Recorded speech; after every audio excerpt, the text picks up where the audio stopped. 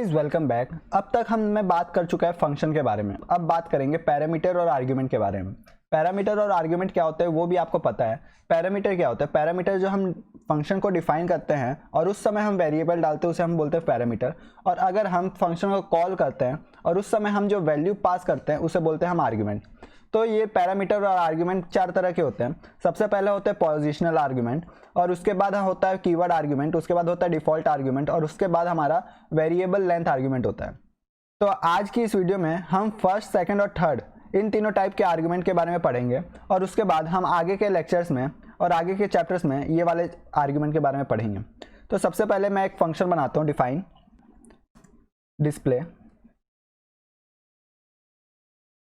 Display function में मैं क्या करता हूँ, मैं यहाँ पे दो आर्ग्यूमेंट डालता हूँ। मैं यहाँ पे डालता हूँ एज और यहाँ पे डालता हूँ नेम। ओके, अब हमें क्या करना है, हमें एज में प्लस करना है 5। अगर मैं यहाँ पे प्लस किया age is equal to age plus 5, okay, और मैं रिटर्न करता हूँ एज कॉमा नेम। हमें नेम को ऐसे ही रिटर्न कर देना है। तो अब हमारे पास एक फंक्शन तैयार है जो डिस्प्ले नाम का फंक्शन है, और वो डिस्प्ले करता है एज प्लस 5 और नेम का नेम एज इट इज़।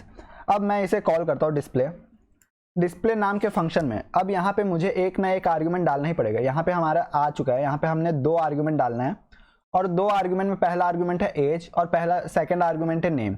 अगर मैं यहाँ पे कुछ भी ना डालूँ, और सेव करके अगर रन करूँ, हमारे पास यहाँ पे एरर आई है।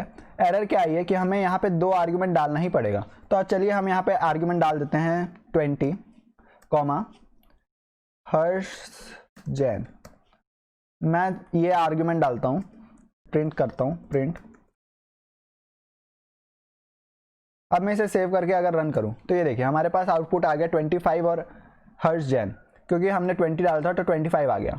हमने लास्ट के कोई से वीडियो में बात किया था कि अगर हम इस आर्ग्यूमेंट को अलग अलग जगह में डालें, जैसे हम पहले हर्ष जैन डाल दिए और सेकंड में डाल दिए 20, तो हमारे पास एक एरर आएगी। ये देखिए हमारे पास एरर क्या आएगी, ये देखिए एरर ये आई है कि हम इस 20 को रिफ़र कर रहे हैं नेम से, क्योंकि हमारा जो पहला आर्ग्यूमेंट जाता है वो पहले पैरामीटर में जाके स्टोर होता है। तो पहला आर्ग्यूमेंट हमारा हर्ष जैन, तो हमारा ये वाला आर्ग्यूमेंट स्टोर हुआ है एज में। इसको बोलते हैं हम पोजिशनल आर्ग्यूमेंट, कि हमें बताना पड़ता है पोजीशन के वाइज हमें आर्ग्यूमेंट डालना पड़ता है। तो हमें सबसे पहले डालना पड़ता है एज, और उसके बाद हम डालेंगे नेम। नेम में डालता हूँ हर्ष। अब हमारे पास कोई भी एरर नहीं आया। तो ये था हमारा पहला आर्ग्यूमेंट। ठीक है, हमें पहले पोजिशनल आर्ग्यूमेंट के बारे में हम पढ़ चुके हैं।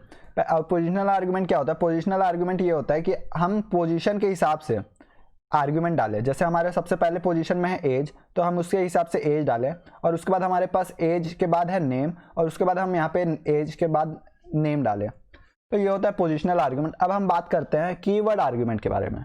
अगर हमारे पास ये कोड कहीं पे भी मिले ना, हमें अगर मान के चलिए कि ये वाला कोड हमारे किसी और फाइल में है और हमें एक्सेस नहीं है इस फंक्शन की, और अगर हमें इस फंक्शन को कॉल करना है तो हम ये डिस्प्ले लगाते हैं, और हमें सिर्फ और सिर्फ इतना याद है कि एक जो आर्ग्यूमेंट था वो एज लेता था और एक आर्ग्यूमेंट था जो कि हमारा नेम लेता था, लेकिन हमें उसका पोजीशन मालूम नहीं है कि हमें पहले एज डालना था कि पहले नेम डालना था। तो हम उसके लिए क्या कर सकते हैं, हम यहाँ पे एक्सप्लिसिटली कॉल कर सकते हैं वैल्यू को। जैसे हम यहाँ पे एज इज इक्वल टू 25 और यहाँ पे नेम इज इक्वल टू हर्ष, ये डाल सकते हैं। अब हम इसे सेव करके रन किए तो हमारे पास कोई भी एरर नहीं आएगी, जबकि हमारे पास ये आउटपुट भी सही आएगी। हम इसे प्रिंट करवाते हैं। अब मैं इसे सेव करके रन करता हूँ। ये देखिए हमारे पास वही सेम टू सेम आउटपुट आई है। अब हम चाहें तो इस नेम नाम के वेरिएबल को हम पहले भी कॉल कर सकते हैं, और एज नाम के वेरिएबल को हम बाद में भी कॉल कर सकते हैं, एज इज इक्वल टू 20।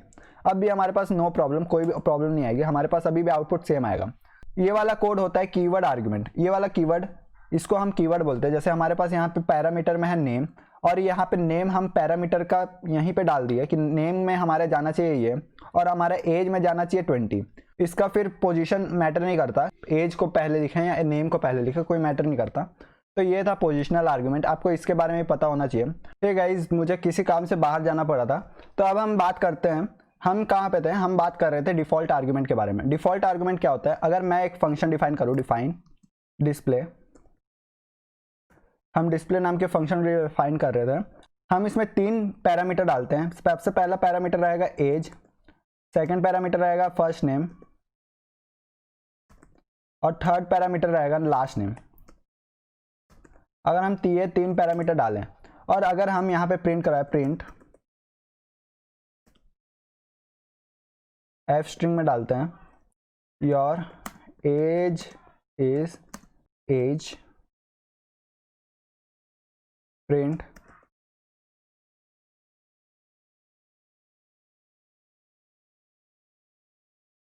और हम एक प्रिंट फंक्शन डालते हैं, प्रिंट